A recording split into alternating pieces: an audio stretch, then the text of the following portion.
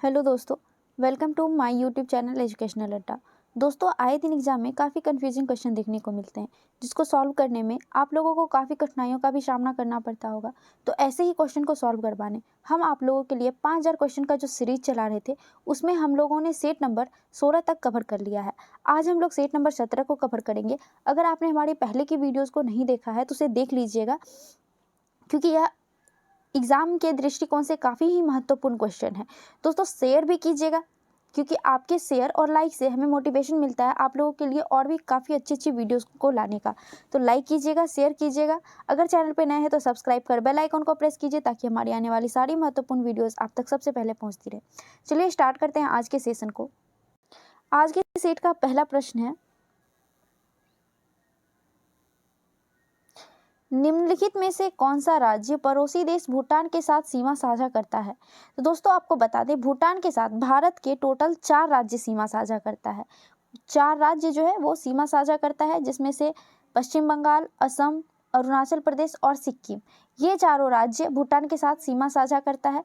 तो दिए गए ऑप्शन के हिसाब से तीनों है और एक और कौन है, सिक्किम, आपको याद रखना है। तो इसका सही आंसर हो जाएगा option number D, option D इनमें से सभी सही हो जाएगा। अगला प्रश्न है,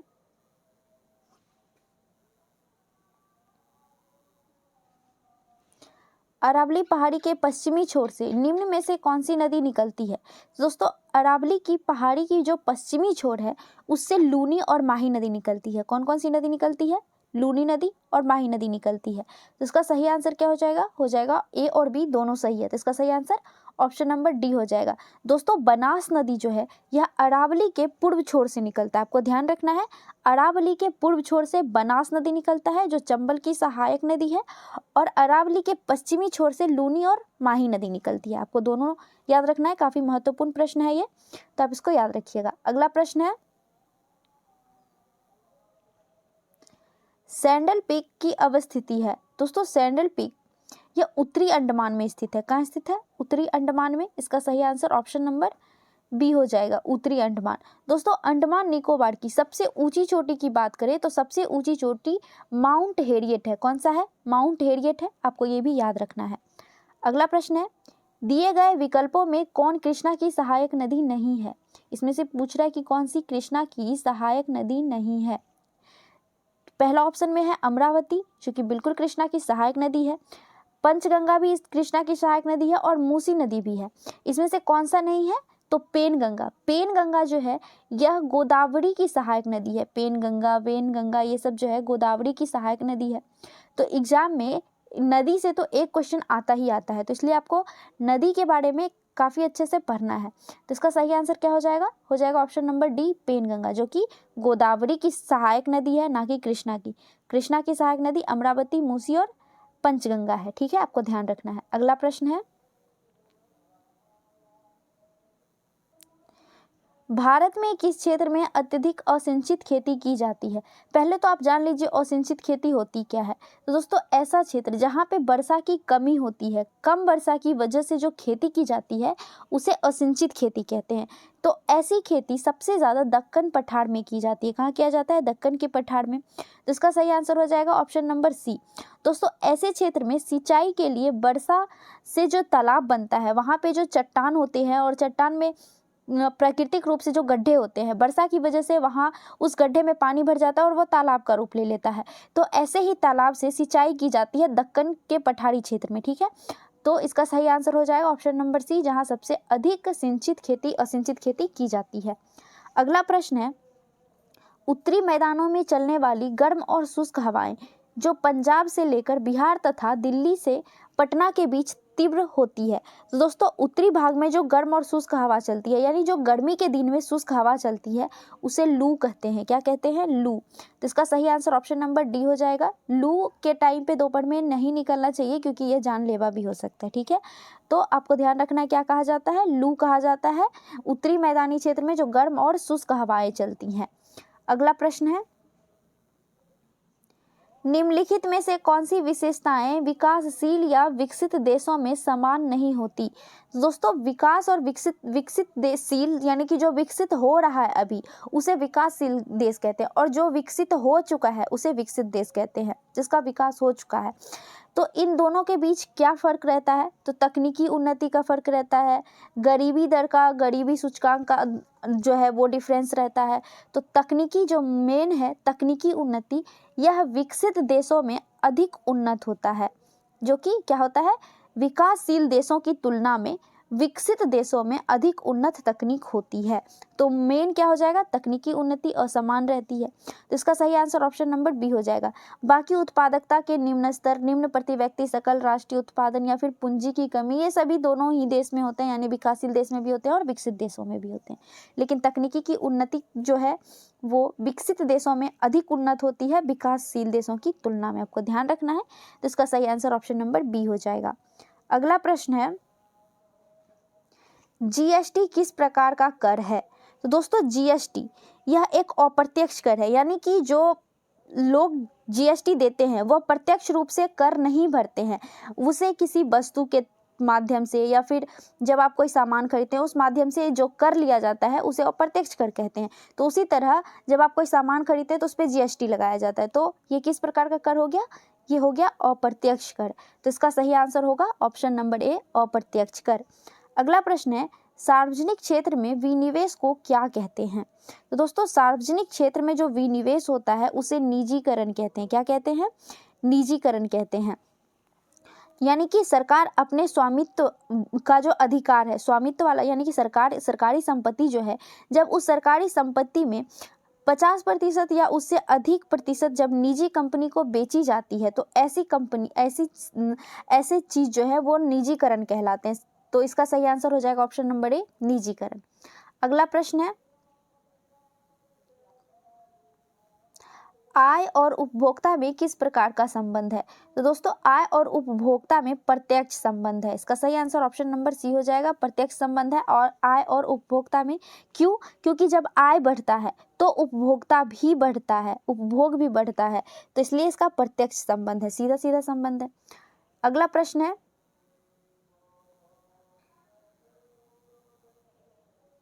निम्नलिखित में से कौन से घटक जलवायु परिवर्तन का मुख्य कारण है? तो दोस्तों जलवायु परिवर्तन का मुख्य कारण ग्रीन हाउस गैस, प्रदूषण, ओजोन परत का क्षरण, ये तीनों है। क्यों? क्योंकि ग्रीन हाउस गैस से गर्मी बढ़ती है और गर्मी बढ़ने की वजह से ग्लेशियर पिघलता है, ग्लेशियर पर बहुत बुरा प्रभाव पड़ता है। तो ग्रीन हाउस गैस जलवायु परिवर्तन का कारण है। प्रदूषण की वजह से भी काफ़ी ज़्यादा अशुद्ध हवाएं, ऑक्सीजन शुद्ध नहीं मिल पाता, जिसकी वजह से जलवायु परिवर्तन होता है। कार्बन डाइऑक्साइड अधिक होता है। ओजोन क्षरण के कारण भी, ओजोन का क्षरण सीएफसी गैस के कारण होता है, जो कि जलवायु परिवर्तन के लिए काफ़ी महत्वपूर्ण, मतलब काफ़ी जो है जलवायु परिवर्तन पर प्रभाव डालता है। तो इसका सही आंसर हो जाएगा ऑप्शन नंबर डी, इनमें से सभी। दोस्तों ओजोन क्षरण की वजह से जो पराबैंगनी किरण है वो पृथ्वी पर आ जाती है और यह त्वचा कैंसर का मुख्य कारण बनता है। तो इसका सही आंसर ऑप्शन नंबर डी हो जाएगा, आपको ध्यान रखना है, काफ़ी इंपॉर्टेंट क्वेश्चन है ये भी। अगला प्रश्न है, क्योटो प्रोटोकॉल को किस वर्ष यूएनएफसीसीसी द्वारा स्वीकार किया गया था? तो दोस्तों क्योटो प्रोटोकॉल हुआ क्यों था, आप पहले ये जान लीजिए। तो क्योटो प्रोटोकॉल जो है यह ग्रीन हाउस गैस पर नियंत्रण के लिए किया गया सम्मेलन था, जो कि कब सम्मेलन किया गया था? तो आपको याद रखना है 11 दिसंबर 1997 ईस्वी को क्योटो प्रोटोकॉल सम्मेलन किया गया था। लेकिन लागू कब किया गया था? तो लागू किया गया था 2005 ईस्वी को लागू किया गया था, 16 फरवरी 2005 ईस्वी को क्योटो प्रोटोकॉल को लागू कर दिया गया था। अगला प्रश्न है,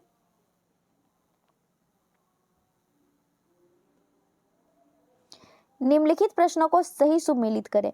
सही सुमेलित करना है, एक तरफ वन्य जीव अभ्यारण्य दिया हुआ है और दूसरी तरफ उससे संबंधित राज्य दिया हुआ है। तो चलिए देखते हैं। पहला है सिमलीपाल अभ्यारण्य। दोस्तों सिमलीपाल अभ्यारण्य यह उड़ीसा राज्य में स्थित है। गिर राष्ट्रीय उद्यान जो कि गुजरात में स्थित है। जिम कॉर्बेट राष्ट्रीय उद्यान यह उत्तराखंड में स्थित है। और सरिस्का अभ्यारण्य जो है यह राजस्थान में स्थित है। तो इसका सही आंसर क्या हो जाएगा? तो इसका सही आंसर हो जाएगा 1, 4, 3 और 2, जो कि है ऑप्शन नंबर सी में। 1, 4, 3 और 2 ऑप्शन नंबर सी में है, तो इसका सही आंसर ऑप्शन नंबर सी हो जाएगा। अगला प्रश्न है, सत्य फल किसमें विकसित होता है? तो दोस्तों सत्य फल अंडाशय में विकसित होता है। किसमें विकसित होता है? अंडाशय में। इसका सही आंसर ऑप्शन नंबर सी हो जाएगा। जबकि असत्य फल की बात करें तो दोस्तों असत्य फल के विकास में अंडाशय के साथ साथ अन्य पुष्पांग भी भाग लेते हैं, तो वो असत्य फल होता है। इसलिए इसका सही आंसर क्या हो जाएगा? अंडाशय। तो सत्य फल अंडाशय में विकसित होता है। इसके एग्जाम्पल के तौर पे अगर बात करें तो एग्जाम्पल में आम हो जाएगा, तरबूज हो जाएगा, नारियल, अंगूर, संतरा, ये सब जो है ये सब सत्य फल है। असत्य फल सेब हो जाएगा। ठीक है, आपको ध्यान रखना है। अगला प्रश्न है, कॉड लिवर तेल मुख्य रूप से किससे संबंधित है? दोस्तों कॉड लिवर तेल या विटामिन डी से संबंधित है। इसका सही आंसर ऑप्शन नंबर ए हो जाएगा, विटामिन डी। अगला प्रश्न, निम्न में से किसे प्रोटीन कारखाना कहा जाता है? दोस्तों प्रोटीन कारखाना राइबोसोम को कहा जाता है। किसे कहा जाता है? राइबोसोम को। क्यों कहा जाता है? तो राइबोसोम जो है यह एमिनो एसिड से प्रोटीन का निर्माण करता है तथा प्रोटीन के संश्लेषण में भी कार्य करता है, इसीलिए राइबोसोम को प्रोटीन का कारखाना कहा जाता है। तो इसका सही answer option number C, ribosome हो जाएगा। अगला प्रश्न है, वह जीव जिसमें केंद्रक झिल्ली का अभाव होता है को क्या कहा जाता है? तो ऐसे जीव जिसमें केंद्रक झिल्ली का अभाव होता है उसे प्रोकैरियोटिक कहते हैं। क्या कहते हैं? प्रोकैरियोटिक। इसका सही आंसर ऑप्शन नंबर डी हो जाएगा। अगला प्रश्न है, निम्नलिखित में से कौन सा संशोधन भूमिगत तना का एक उदाहरण है? तो संशोधित भूमिगत तना का उदाहरण आलू है। इसमें नोट एवं एंटीनोट दोनों ही पाए जाते हैं। इसका सही आंसर ऑप्शन नंबर ए हो जाएगा, आलू। अगला प्रश्न है, निम्नलिखित में से कौन सा कथन फ्लोएम के बारे में सही है? चलिए देखते हैं। पहला है, फ्लोएम पानी और खनिज का परिवहन करता है, जो कि बिल्कुल गलत है। दोस्तों फ्लोएम पानी और खनिज का परिवहन नहीं करता है। यह पौधे के पत्ती में जो भोजन बनता है उस भोजन को लेकर पेड़ के हर एक भाग तक पहुंचाने का कार्य करता है, जबकि जाइलम उत्तक जड़ से पानी और खनिज को लेकर पत्ती तक पहुंचाने का कार्य करता है ताकि पत्ती भोजन का निर्माण कर सके। तो ये तो गलत हो जाएगा। दूसरा ऑप्शन में है, फ्लोएम फोटोजेनिक उत्पाद का परिवहन करता है, जो कि बिल्कुल सही है। फ्लोएम उत्तक फोटोजेनिक उत्पादों का परिवहन करता है, यानी कि भोजन जो निर्माण होता है प्रकाश संश्लेषण के दौरान उसे परिवहन का काम फ्लोएम उत्तक करता है। तीसरा है, फ्लोएम पौधे को सहारा देता है, जो कि बिल्कुल गलत है। पौधों को सहारा देने का काम जड़ का है, ना कि फ्लोएम का। तो इसका सही आंसर क्या हो जाएगा? Option number B, phloem photogenic उत्पाद का परिवहन करता है। अगला प्रश्न है, स्थलीय हरे पौधे की पत्तियों से कितनी मात्रा में उपलब्ध सौर ऊर्जा को खाद्य ऊर्जा में परिवर्तित करता है? तो दोस्तों 1% सौर ऊर्जा को खाद्य ऊर्जा में परिवर्तित करता है। तो इसका सही आंसर ऑप्शन नंबर ए हो जाएगा, 1%। अगला प्रश्न है, कैल्शियम कार्बाइड का उपयोग हरे फलों को पकाने के लिए किया जाता है क्योंकि यह क्या बनाता है? तो दोस्तों कैल्शियम कार्बाइड एसिटिलीन का निर्माण करता है, जो फल को पकाने में सहायक होता है। तो इसका सही आंसर ऑप्शन नंबर ए हो जाएगा, एसिटिलीन। इसका फॉर्मूला रासायनिक सूत्र होता है C2H2। ठीक है। अगला प्रश्न है, एन कोष में अधिकतम इलेक्ट्रॉनों की संख्या कितनी होती है? दोस्तों एन कोष में अधिकतम इलेक्ट्रॉनों की संख्या 32 यानी कि 32 होता है। इसका सही आंसर ऑप्शन नंबर डी हो जाएगा। अगला प्रश्न है, आधुनिक आवर्त सारणी के उस समूह का नाम बताएं जिसमें ऐसे तत्व हैं जो सभी गैस हैं।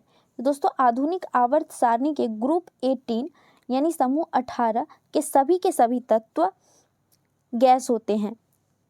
ग्रुप 18 के गैस जो तत्व होते हैं गैस, उस तत्व को उत्कृष्ट गैस या फिर अक्रिय गैस करके जानते हैं, जिसके परमाणु का बाह्यतम कोष पूरा होता है। तो इसका सही आंसर ऑप्शन नंबर डी हो जाएगा, समूह 18। अगला प्रश्न है, प्रेरक वो रासायनिक पदार्थ है जो जल में घुलकर मुक्त करता है। दोस्तों प्रेरक ऐसा रासायनिक पदार्थ है जो जल में घुलकर OH- आयन को मुक्त करता है। इसका सही आंसर ऑप्शन नंबर डी हो जाएगा। अगला प्रश्न है, स्थितिज ऊर्जा के प्रबंध में निम्नलिखित में से कौन सा कथन सत्य नहीं है? तो दोस्तों स्थितिज ऊर्जा के प्रबंध में कौन सा सत्य नहीं है, चलिए देखते हैं। पहला है, स्थितिज ऊर्जा क्रियाशील ऊर्जा है, जो कि बिल्कुल गलत है। स्थितिज ऊर्जा क्रियाशील नहीं है, यह स्थिर ऊर्जा है। अगला है, ऊर्जा में परिवर्तन होने पर स्थितिज ऊर्जा में परिवर्तन नहीं होता, ये भी गलत है। ऊर्जा में परिवर्तन होने पर स्थितिज ऊर्जा में भी परिवर्तन होता है। तीसरा है स्थितिज ऊर्जा संचित ऊर्जा नहीं है, ये बिल्कुल गलत है। स्थितिज ऊर्जा संचित ऊर्जा है, जैसे कि छत से लटका हुआ पंखा, यह स्थितिज ऊर्जा को दर्शाता है। तो इसका सही आंसर ऑप्शन नंबर डी हो जाएगा, सभी के सभी असत्य है। अगला प्रश्न है, निम्न में से कौन सी तरंग अनुप्रस्थ नहीं है? दोस्तों अनुप्रस्थ कौन सा नहीं है, चलिए देखते हैं। पहला है स्थिति जल में पत्थर फेंकने पर उत्पन्न तरंग, यह अनुप्रस्थ तरंग है, बिल्कुल सही है। पहले आप जान लीजिए अनुप्रस्थ तरंग होता क्या है। दोस्तों जिस माध्यम से तरंग चल रही होती है उसके कण तरंग के प्रसार के दिशा में चलती है, ऐसे तरंग को अनुप्रस्थ तरंग कहते हैं। अगर हम लोग अपने बोलचाल की भाषा में बात करें तो जब आप एक डोरी ले लीजिएगा, एक डोरी के एक छोर को, डोरी के एक छोर को किसी पॉइंट पे बांध दीजिएगा और दूसरे छोर को आप टाइट करके उसको खींच के रखिएगा, और उस डोरी को जब आप हिलाएंगे, बीच से खींच के टाइट रखने के बाद जब आप उसको हिलाएंगे तो डोरी का जो ऊपर नीचे होगा उस पर अनुप्रस्थ तरंग लगेगा, ऐसे ही तरंग को अनुप्रस्थ तरंग कहते हैं। ठीक है, जब पानी में पत्थर फेंकते हैं तो उससे जो उत्पन्न होता है तरंग, वो तरंग अनुप्रस्थ तरंग होता है। भूकंप में जो एल तरंगे होती है वो भी अनुप्रस्थ तरंग होती है। डोरों युक्त यंत्रों में उपयुक्त तरंग, जैसे कि अभी हमने बताया सितार, गिटार और बीना, ये सब जो है ये सब अनुप्रस्थ तरंग इससे निकलती है। और चौथा है सर्पिलाकार स्प्रिंग में उत्पन्न तरंग, इसमें अनुप्रस्थ तरंग नहीं होता है, इसमें अनुदैर्ध्य तरंग होता है। सर्पिलाकार स्प्रिंग में अनुदैर्ध्य तरंग होता है। तो इसका सही आंसर ऑप्शन नंबर डी हो जाएगा। अगला प्रश्न है, भारत का प्रथम निर्यातक उपयोगीकरण क्षेत्र CPZ का सृजन हुआ है। तो दोस्तों CPZ का सृजन कांडला बंदरगाह जो कि गुजरात में स्थित है वहां पे हुआ है। कहाँ पे हुआ है भारत में? कांडला बंदरगाह गुजरात में। इसका सही आंसर ऑप्शन नंबर ए हो जाएगा। अगला प्रश्न है, भारतीय पंचवर्षीय योजनाओं का प्रमुख उद्देश्य है। दोस्तों भारत में जो पंचवर्षीय योजना चलाया गया था उसका प्रमुख उद्देश्य था स्वावलंबन एवं विदेशी सहायता पर निर्भरता कम करना। जो हमारा देश विदेशों पे निर्भर है, जैसे कि इलेक्ट्रिक सामान पे हो गया या फिर आयात या निर्यात का वस्तु, कुछ तेल पे हो गया, ये सब पेट्रोलियम सामान पे, ये सब पे विदेश पे ज़्यादा निर्भर है भारत। तो ऐसे ही चीज़ों पर आत्मनिर्भर बनने के लिए यह पंचवर्षीय योजना को चलाया गया था। इसका सही आंसर ऑप्शन नंबर बी हो जाएगा, स्वावलंबन एवं विदेशी सहायता पर निर्भर कम करना। अगला प्रश्न है, भारतीय चारागाह एवं चारा अनुसंधान संस्थान स्थित है। दोस्तों भारतीय चारागाह एवं चारा अनुसंधान संस्था यह झांसी यूपी में स्थित है। कहाँ स्थित है? झांसी में। इसका सही आंसर ऑप्शन नंबर सी हो जाएगा। अगला प्रश्न है, संविधान के किस अनुच्छेद के अंतर्गत किसी व्यक्ति के विदेशी यात्रा के अधिकार को संरक्षण प्रदान किया जाता है? तो अनुच्छेद 21 के तहत किसी भी व्यक्ति के विदेश यात्रा के अधिकार को संरक्षण प्रदान किया जाता है। दोस्तों अनुच्छेद 21 में जीवन और व्यक्तिगत स्वतंत्रता के संरक्षण की भी बात की गई है। तो इसका सही आंसर ऑप्शन नंबर बी हो जाएगा, अनुच्छेद 21। अगला प्रश्न है,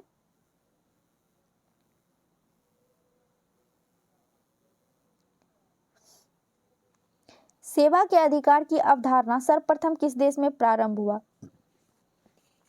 दोस्तों सेवा के अधिकार की अवधारणा ब्रिटेन से शुरू हुआ। इसका सही आंसर ऑप्शन नंबर ए हो जाएगा, ब्रिटेन। अगला प्रश्न है, भारत के राष्ट्रपति अपने शक्तियों का उपयोग करते हैं। तो भारत के राष्ट्रपति अपने शक्तियों का उपयोग सीधे अथवा अधीनस्थ अधिकारियों के द्वारा करते हैं। जो उनके अधीन होता है, उनके अंडर काम करता है, ऐसे अधिकारियों के माध्यम से राष्ट्रपति अपनी शक्तियों का प्रयोग करता है। तो इसका सही आंसर ऑप्शन नंबर बी हो जाएगा। अगला प्रश्न है, निम्नलिखित में से कौन एक गैर संवैधानिक निकाय है? दोस्तों गैर संवैधानिक निकाय इसमें से कौन कौन सा है? तो चलिए देखते हैं। पहला है राष्ट्रीय मानवाधिकार आयोग, यह एक गैर संवैधानिक निकाय है। वित्त आयोग, दोस्तों वित्त आयोग संवैधानिक निकाय है जिसकी चर्चा संविधान के अनुच्छेद 280 में किया गया है। किसमें किया गया? अनुच्छेद 280 में वित्त आयोग की चर्चा की गई है, तो यह संवैधानिक निकाय है। तीसरा है केंद्रीय अन्वेषण ब्यूरो, केंद्रीय अन्वेषण ब्यूरो, ये भी गैर संवैधानिक निकाय है। चौथा है लोकपाल, दोस्तों लोकपाल भी गैर संवैधानिक निकाय है। तो इसका सही आंसर हो जाएगा 1, 3 और 4, जो कि ऑप्शन नंबर सी में है। तो ऑप्शन नंबर सी इसका सही आंसर हो जाएगा। अगला प्रश्न है, जनसंख्या नियंत्रण एवं परिवार नियोजन संविधान के 7वीं अनुसूची के किस सूची का विषय है? तो दोस्तों जनसंख्या नियंत्रण एवं परिवार नियोजन समवर्ती सूची यानी कि 7वीं जो अनुसूची है उसकी समवर्ती सूची में जनसंख्या नियंत्रण एवं परिवार नियोजन की बात की गई है। तो इसका सही आंसर ऑप्शन नंबर सी हो जाएगा। अब ये समवर्ती सूची में क्यों है? तो जनसंख्या नियंत्रण के लिए राज्य और केंद्र दोनों ही कानून बना सकती है। तो इसका सही आंसर ऑप्शन नंबर सी हो जाएगा। अगला प्रश्न है, राज्य सरकार का कार्यकारी अध्यक्ष संवैधानिक प्रमुख कौन होता है? दोस्तों राज्य सरकार का संवैधानिक प्रमुख राज्यपाल होता है, जो कि राष्ट्रपति के प्रसाद पर्यंत होता है। तो इसका सही आंसर ऑप्शन नंबर ए हो जाएगा, राज्यपाल। अगला प्रश्न है, निम्नलिखित में से किस समिति यानी आयोग ने न्याय पंचायतों के गठन की सिफारिश की थी? तो दोस्तों न्याय पंचायतों की गठन की सिफारिश अशोक मेहता समिति के द्वारा किया गया था। किसके द्वारा किया गया था? अशोक मेहता समिति के द्वारा। इसका सही आंसर ऑप्शन नंबर बी हो जाएगा। अगला प्रश्न है, सूची 1 को सूची 2 से सुमेलित करना है। एक तरफ संवैधानिक प्रावधान दिया गया है और दूसरी तरफ उसका स्रोत यानी कहाँ से लिया गया है वो दिया है। तो चलिए देखते हैं। पहला है मंत्रिमंडलीय सरकार, जो कि ब्रिटेन से लिया गया है। दूसरा केंद्रीय राज्य सरकार, यह कनाडा से लिया गया है। आपातकाल उपबंध जर्मनी से लिया गया है और मूल अधिकार अमेरिका से लिया गया है। तो इसका सही आंसर हो जाएगा 1, 2, 3 और 4, जो कि ऑप्शन नंबर ए में है। तो ऑप्शन नंबर ए सही हो जाएगा। अगला प्रश्न है, सल्तनत काल में राजस्व विभाग का प्रमुख क्या कहलाता था? दोस्तों सल्तनत काल में राजस्व विभाग का जो प्रमुख होता था उसे वजीर कहते थे। क्या कहते थे? वजीर कहते थे। इसका सही आंसर ऑप्शन नंबर ए हो जाएगा। अगला प्रश्न है, चार बाग बनाने की परंपरा की शुरुआत किस शासक के समय में हुआ था? तो दोस्तों चार बाग बनाने की परंपरा की शुरुआत मुगल काल में हुआ था, जिसकी शुरुआत बाबर ने 1528 ईस्वी में की थी। कब की थी? 1528 ईस्वी में बाबर के द्वारा किया गया था। तो इसका सही आंसर ऑप्शन नंबर ए हो जाएगा। अगला प्रश्न है, मंदसौर अभिलेख निम्न में से किस शासक से संबंधित है? तो दोस्तों मंदसौर अभिलेख यशोवर्धन से संबंधित है, जो कि एमपी के मंदसौर में स्थित है। तो इसका सही आंसर ऑप्शन नंबर ए हो जाएगा, यशोवर्धन वर्मन। अगला प्रश्न है, वेनसांग के संबंध में कौन सा कथन गलत है? तो चलिए देखते हैं।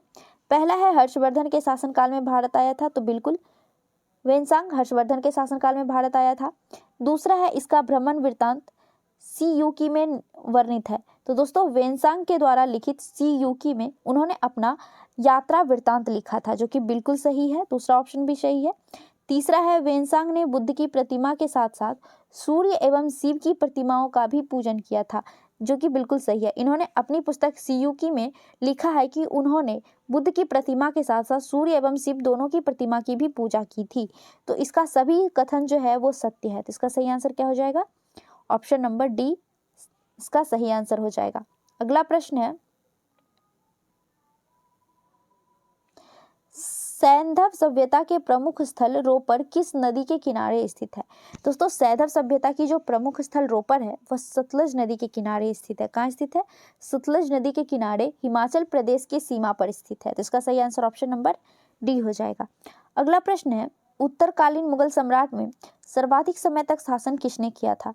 तो दोस्तों उत्तरकालीन मुगल सम्राट में सबसे अधिक समय तक शासन शाह आलम द्वितीय ने किया था। किसने किया था? शाह आलम द्वितीय, जिसके बचपन का नाम अली गौहर था। तो इसका सही आंसर ऑप्शन नंबर सी हो जाएगा, शाह आलम द्वितीय। अगला प्रश्न है, प्रमुख जैन तीर्थंकरों में अरिष्टनेमी, जो कि 22वें तीर्थंकर थे, का प्रतीक चिन्ह क्या है? तो दोस्तों अरिष्टनेमी का प्रतीक चिन्ह शंख था। क्या था? शंख। इसका सही आंसर ऑप्शन नंबर ए हो जाएगा। अगला प्रश्न है, लंगर व्यवस्था को किस सिख गुरु ने अस्थायी बना दिया था? दोस्तों लंगर व्यवस्था को चालू किए थे गुरु नानक देव और इसको अस्थायी बनाने का काम किए थे गुरु अंगद। तो इसका सही आंसर ऑप्शन नंबर डी हो जाएगा, गुरु अंगद। अगला प्रश्न है,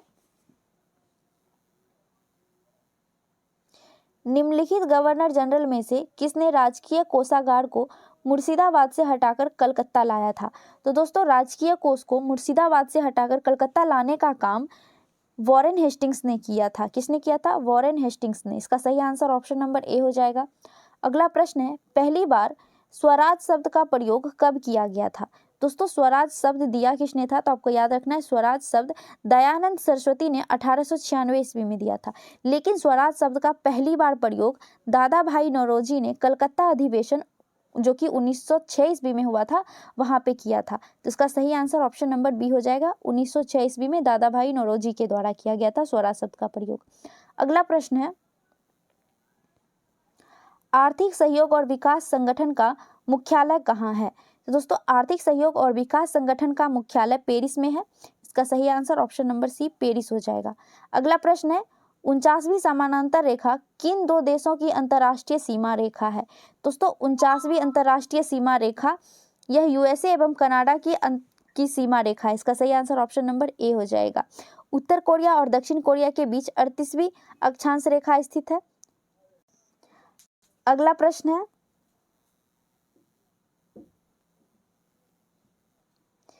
निम्नलिखित में से कौन सा मूल राशि नहीं है? इसमें से पूछ रहा है कौन सा मूल राशि नहीं है, तो चलिए देखते हैं। पहला है ताप जो कि मूल राशि है और इसका एसआई मात्रक केल्विन होता है। दूसरा है ज्योति तीव्रता का एसआई मात्रक कैंडला होता है। और द्रव्यमान जो कि मूल राशि है और इसका एसआई मात्रक किलोग्राम होता है। चौथा है आयतन। दोस्तों आयतन मूल राशि नहीं है, तो इसका सही आंसर क्या हो जाएगा? वो हो जाएगा ऑप्शन नंबर डी आयतन। तो इसका सही आंसर ऑप्शन नंबर डी हो जाएगा। हमारा आज का सेशन यहीं तक था। वीडियो कैसी लगी कमेंट में जरूर बताइएगा। अगर चैनल पे नए हैं तो सब्सक्राइब कीजिए, दोस्तों में शेयर कीजिए, लाइक कीजिए। मिलते हैं नेक्स्ट सेशन में नेक्स्ट सेट के साथ। जय हिंद।